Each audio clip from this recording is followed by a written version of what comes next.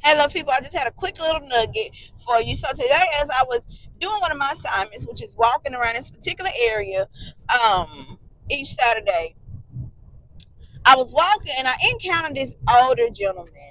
And I'm just walking, he walking. Because the area I walk, you see a few people walk the area once in a while, but I hadn't seen him before.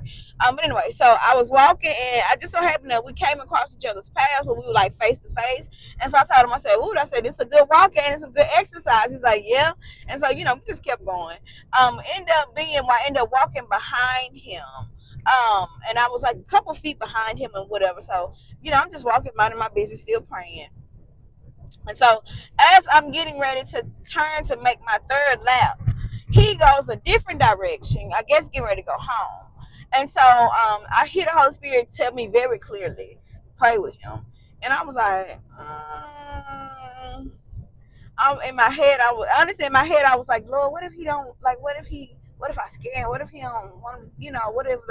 And what I ended up doing was, I was like, I'm gonna do it anyway. So I went on and I prayed with him. And as I prayed with him, when I went over, I asked him, I was like, "Do you need prayer for anything?" And he told me he was a caregiver for his wife who had Parkinson's. And so I prayed with him or whatever, and I said, just wish him a good rest of his day. And then I walked off and I prayed some more, just praying with strength, praying and all those things.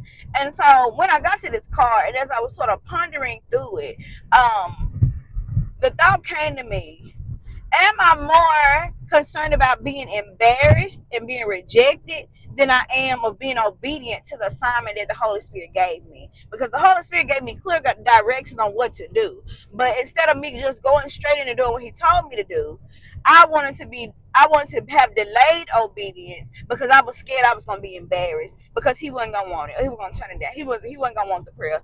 And what harm would they have done? He just said, "No, thank you." Nothing. I could have just kept going on about my business and he could have went on about his business. But that's just how the enemy will play in your mind, specifically if you deal with that spirit of rejection, because you try to do any and everything you can to keep from feeling that spirit of rejection, keep from feeling that sting. Because I had already felt a little sting before, already in that same walk. I had already felt a little sting from somebody else, and so I was trying to keep from getting it again. But yeah, so be obedient. Swift obedience. Delayed obedience is still disobedience. I love y'all.